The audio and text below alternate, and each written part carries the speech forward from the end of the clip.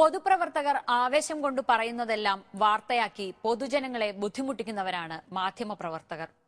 പത്രം വായിക്കുന്നവർക്ക് ഇതെല്ലാം വായിക്കേണ്ടി വരും, ടെലിവിഷൻ കാണുന്നവർക്കും സഹിക്കേണ്ടി വരും. പക്ഷേ ഇതിനെല്ലാം അപ്പുറം എന്തും സഹിക്കാൻ കഴിവുള്ളവരാണ് എന്ന് മലയാളികൾ തെളിയിച്ചു. ഒരു സിനിമ കാണാൻ തിരുവനന്തപുരത്തു നിന്നെല്ലാം ബസ് പിടിച്ച് കൊച്ചിയിലും തൃശൂരുമെത്തി മലയാളി പടം കണ്ടു. സൂപ്പർ താരങ്ങളൊന്നുമില്ലാതെ വിജയിപ്പിച്ച ഒരു പടം. ആ പടം ആവേശത്തോടെ ചുരുക്കം ചില തിയേറ്ററുകളിൽ ഓടുകയാണ്. ഒരാവേശത്തിന്റെ കഥയാണ് അതും, കൃഷ്ണനും രാധയും. രാത്രി ശുഭരാത്രി, ഇനിയെന്നും ശിവരാത്രി. ഒരു സിനിമയുണ്ടാക്കിയ ആവേശത്തിന്റെ കഥയാണിനി. കവർ സ്റ്റോറിയുടെ വിലപ്പെട്ട സമയം ഇതിനുവേണ്ടി നീക്കിവെക്കുന്നത് എന്തിനാണ് എന്ന് ചില പ്രേക്ഷകർക്കെങ്കിലും തോന്നിയേക്കാം. മലയാള സിനിമാ ചരിത്രത്തിൽ രേഖപ്പെടുത്തേണ്ട അധ്യായത്തിനു വേണ്ടിയാണ് ഈ സമയം. 1-2 ഗാനങ്ങൾ കാണുകയും കേൾക്കുകയും ചെയ്തതോടെ ആവേശഭരിതരായിരുന്നവരെ ഉത്സാഹത്തിന്റെ പടുകുഴിയിലെത്തിച്ച് കൃഷ്ണനും രാധയും തിയേറ്ററുകളിൽ. സൂപ്പർ ഫൈറ്റ്, പ്രണയ പരവശരാക്കുന്ന ഗാനങ്ങൾ, ഇടിവെട്ട് ഡയലോഗുകൾ, അഭിനയത്തിന്റെ മൂർത്തിമത് രൂപങ്ങൾ. രാഷ്ട്രീയം നല്ലതാണ്, പക്ഷെ നിന്നെപ്പോലുള്ള ചെറ്റകൾ അതിനെ മലിനമാക്കി. ചന്ദനം തടിഞ്ഞു വെക്കുന്ന കഴുതയ്ക്ക് അതിന്റെ കനമേ അറിയൂ, ആ ചന്ദനത്തിന്റെ സുഗന്ധം അറിയില്ല. അതുകൊണ്ട് ഇവിടെ കാണാവുന്നല്ല, ഇവിടെ കണ്ടിരിക്കുന്നു പറ. പ്രദർശനം നടത്തില്ല എന്ന് തിയേറ്ററുകാരും വിതരണം ചെയ്യില്ല എന്ന് ഡിസ്ട്രിബ്യൂട്ടർമാരും പണം മുടക്കില്ല എന്ന് നിർമ്മാതാക്കളും വാശി പിടിക്കുന്ന മലയാള സിനിമാ രംഗത്ത് പുത്തൻ ഉണർവ് തന്നെ. സംഘടനയുണ്ടാക്കി വിലസുന്ന താരരാജാക്കന്മാരൊന്നും വേണ്ട, ബുദ്ധിജീവികൾ ചമയുന്ന സംവിധായകരും തിരക്കഥാകൃത്തുക്കളും വേണ്ട. ഇതാ ഒരൊറ്റയാൾ പട്ടാളം, ശ്രീമാൻ സന്തോഷ് പണ്ഡിറ്റ്. ക്യാമറ ഒഴിച്ച് സിനിമയുടെ സമസ്ത മേഖലയും ഞാൻ ഒറ്റയ്ക്കാണ് കൈകാര്യം ചെയ്തത്. ഇന്നേ വരെ ഞാനൊരു സിനിമാ സെറ്റ് കണ്ടിട്ടില്ല. എന്നാൽ ഞാൻ ചെയ്ത ഗാനങ്ങൾ ഇതിനു മുമ്പ് ഇൻ്റർനെറ്റ് ആൻഡ് സ്റ്റാറ്റിസ്റ്റിക്സ് സർവേ പ്രകാരം, ഞാൻ അവകാശപ്പെടുന്നതല്ല, ലോകത്ത് ഏറ്റവും കൂടുതൽ ആളുകൾ കാണുന്ന ഗാനങ്ങളായി മാറി. അതൊരു വശം. അതേസമയം ഇപ്പോൾ തിയേറ്ററിൽ വന്നപ്പോഴാണ് യഥാർത്ഥത്തിലുള്ള, അതാണല്ലോ യഥാർത്ഥ റിസൾട്ട്. ഇൻ്റർനെറ്റിലൂടെ അല്ലല്ലോ നമ്മൾ സിനിമയുടെ കാര്യം കൂടുതലായിട്ട് പോകുന്നത്. അപ്പോൾ തിയേറ്ററിലും നല്ല റെസ്പോൺസാണ് ഉണ്ടാകുന്നത്.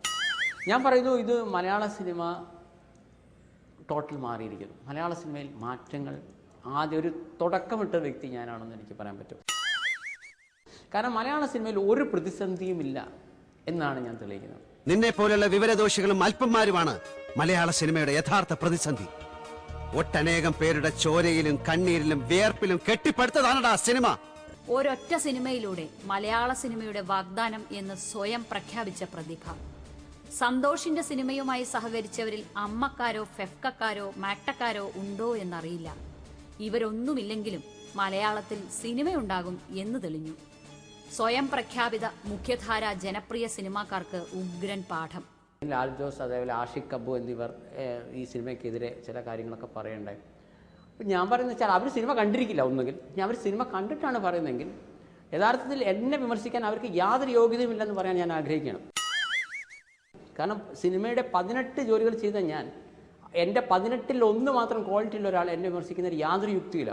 മറ്റാർക്കും എത്തിപ്പിടിക്കാൻ പറ്റാത്തത്ര ഉയരത്തിൽ ഞാൻ എത്തിക്കഴിഞ്ഞു എന്നതിന്റെ തെളിവായിട്ടാണ് ഞാൻ അതിനെ കാണുന്നത്. സത്യത്തിൽ ഒരു അംഗീകാരമല്ലേ ആ കല്ലേറ്. സിനിമയിൽ കഥയില്ല, അഭിനയമില്ല, നായകന് സൗന്ദര്യമില്ല, വിഡ്ഢിത്തമാണ്, വട്ടാണ്, അങ്ങനെ പോകുന്നു പറയാൻ കൊള്ളാവുന്ന വിമർശനങ്ങൾ. സത്യം പറയാമല്ലോ, ഈ സിനിമ കവർ സ്റ്റോറി കണ്ടിട്ടില്ല. കണ്ടത് ട്രെയിലറും കമന്റുകളും, പിന്നെ തിയേറ്ററുകളിലെ തിരക്കും.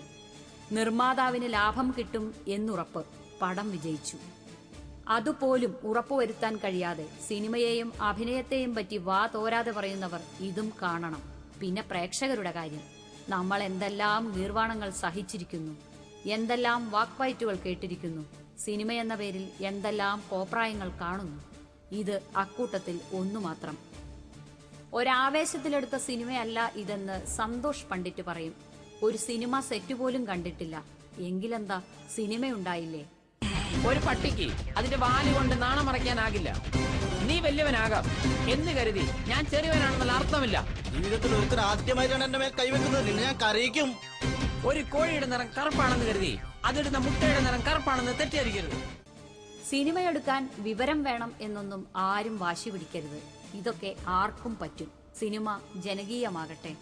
ആർക്കും എപ്പോൾ ആവേശം വന്നാലും എടുക്കാവുന്ന ഒന്നാണ് സിനിമ എന്നും തെളിഞ്ഞു. ആർക്കും നായകനാകാം, ആർക്കും പാട്ടെഴുതാം, സംഗീതം നൽകാം, പാടാം. പ്രേക്ഷകർക്ക് അക്കാര്യത്തിലൊന്നും ഒരു വാശിയുമില്ല എന്നും തെളിഞ്ഞു.